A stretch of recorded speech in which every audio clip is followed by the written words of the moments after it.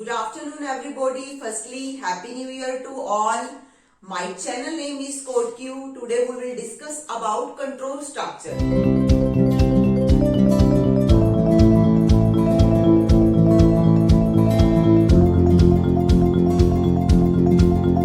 Last lecture में हमने किया था how we take value from user at run time. Means जब हम प्रोग्राम को एग्जीक्यूट कर लेते थे तब हम यूजर से वैल्यू लेते थे and the method was scene CIN. Scene के थ्रू हम क्या कर रहे थे, यूजर से वैल्यू ले रहे थे. हम क्या कर रहे थे, यूजर से वैल्यू लेते थे, लॉजिक लगाते थे और हमारे पास क्या आ जाती थी, आउटपुट आ जाती थी. हमने सिंपल प्रोग्राम किए थे. लेकिन जब हम आज के वर्ड की बात करें, अल्टीमेटली हम किससे खेल रहे हैं, data. We are dealing with the data. और डेटा इतना वास्ट होता जा रहा है, इतना वास्ट हो रहा है कि सिंपल हम वैल्यू लेने, लॉजिक लगाने या आउटपुट से तो कोई काम नहीं होगा.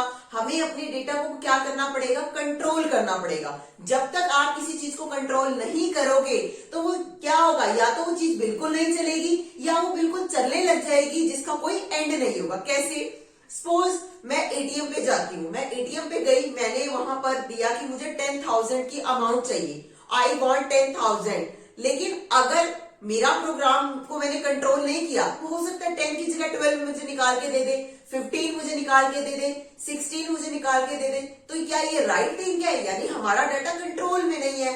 अगर मैं चाहती हूँ कि मैंने 10,000 बोले हैं तो एटीएम मशीन मुझे 10 ही निकाल के दे, ना 10 से कम निकाल के दे, ना 10 से ज्यादा निकाल के दे. इसका मतलब हमें क्या करना है, अपने प्रोग्राम को क्या करना है, कंट्रोल करना है. मैंने उस प्रोग्राम को क्या किया हुआ, कंट्रोल किया हुआ है कि ना तो 10 से कम निकले ना 10 से ज्यादा निकले. This is called the control structure. How we control over data. हम अपने डेटा को कैसे अपने कंट्रोल में रखते हैं. जैसे आप एक वॉशिंग मशीन की बात करते हो, जब आप क्या कर रहे हो, वॉशिंग मशीन में क्लोथ को वॉश कर रहे हो तो आप नंबरिंग सेट कर देते हो 15, 14. जब आपने 14 पे उसे सेट किया तो अल्टीमेटली वो 14, 13, 12 अल्टीमेटली वो 0 पे आ जाती है. ऐसा तो नहीं है कि वो 14 से फिर 15 हो जाएगी, 16 हो जाएगी, 17. यानी हमने क्या करना है, आज हमें ये सीखना है कि वो कौन से मेथड्स हैं जिसके थ्रू हम अपने डेटा को कंट्रोल करते हैं. हम कहते हैं डेटा ने जहां तक जाना है तो वो वहां तक जाएगा, इससे कम जाना है तो इससे कम जाएगा. अगर ये दो कंडीशंस ट्रू है तो मेरी आउटपुट आए, अदरवाइज ना आए. तो ये सारा कुछ हमारा किसके थ्रू करते हैं, हम control structure. Control structure. Control means how to control your data, how to control your logic, and structure means एक ऐसा स्ट्रक्चर बनाओ, यानी एक ऐसा प्रोग्राम बनाओ जो क्या हो, कंट्रोल हो, पूरा कंट्रोल हो, according to your conditions, according to your requirement. That is called control structure. अब कंट्रोल स्ट्रक्चर को हम क्या करते हैं, 3 पार्ट्स में डिवाइड कर लेते हैं. First, second, third. First is called control statements. Second is called iteration statements. Third, jumping statements.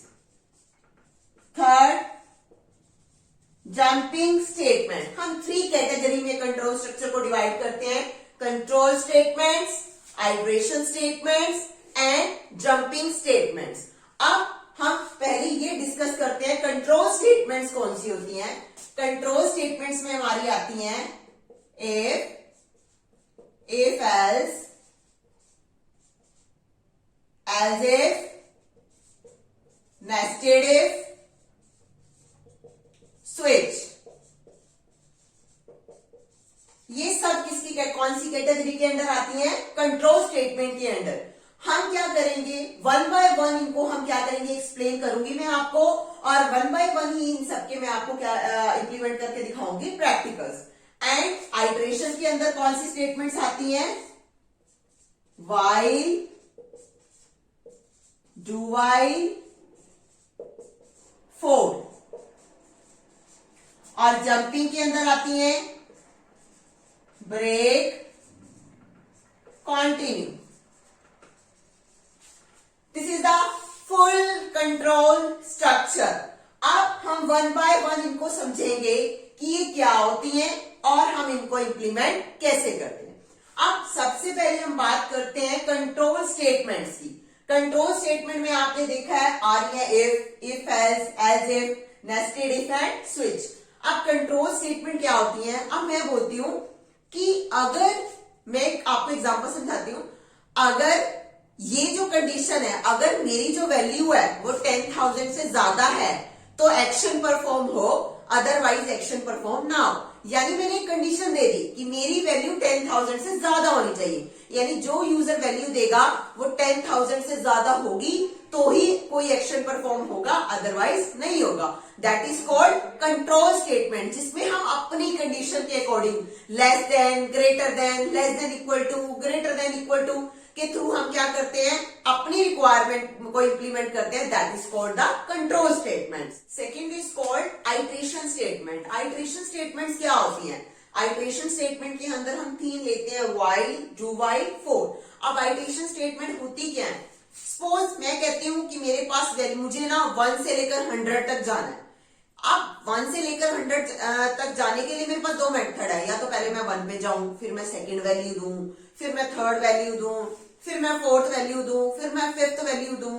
यानी इससे क्या हो रहा है, मेरा ही टाइम वेस्ट हो रहा है। मुझे 1 से लेकर 100 तक जाना है और मैं बार बार क्या कर रही हूँ, वैल्यूज दे रही हूँ। मैं चाहती हूँ कि कुछ ऐसा हो, मैं 1 पोजीशन दूं, यानी first position, then last position, और बीच में क्या दूं, इंक्रीमेंट। लाइक जैसे मुझे 1 से लेकर 2 में जाना है तो इंक्रीमेंट कितना है, 1 का, यानी स्टार्टिंग वैल्यू, एंड वैल्यू, और बीच में मुझे कितनी सीढ़ियां जंप करनी है। अगर 1 करनी है तो मैं 1 का इंक्रीमेंट दूं, 2 करनी है तो 2 का इंक्रीमेंट दूं। That is called iteration statement, जो एक लूप की तरह चलती है, जिन्हें हमें बताना पड़ता है कि हमने शुरू कहां से करना है, एंड कहां तक करना है, और बीच में कितने का हमें इंक्रीमेंट और डिक्रीमेंट देना है। That is called iteration statement. Third है जंपिंग स्टेटमेंट। अब जंप क्या है? मैं कहती हूं कि प्रोग्राम खत्म, जैसे ही ये कंडीशन इंप्लीमेंट हो ना, मेरा प्रोग्राम जंप करके दूसरी जगह पहुंच जाए। या मैं कहती हूं कि जब मेरी ये कंडीशन इंप्लीमेंट हो जाए ना, बाकी वो किसी कंडीशन को ना दे, मेरा प्रोग्राम,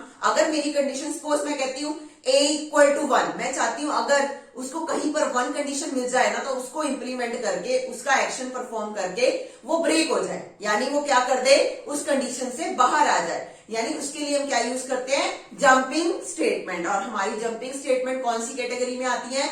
जंपिंग स्टेटमेंट के अंदर 2 चीजें आती हैं, क्या आती है, ब्रेक एंड कंटिन्यू। ब्रेक मतलब मुझे तोड़ देना है उस चीज को, कंडीशन अगर मुझे लगता है मेरी सेटिस्फाइड है तो इसको इंप्लीमेंट करे, बाकी कंडीशंस को चेक ना करे और बीच में क्या हो जाए, ब्रेक हो जाए।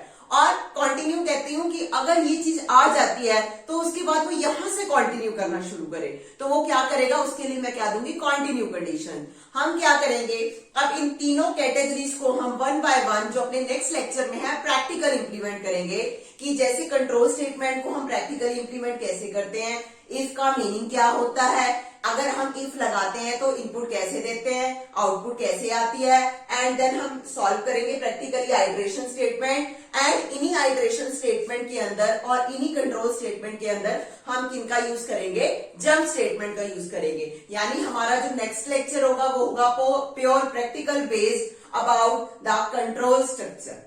आज का मेरा लेक्चर यही खत्म होता है।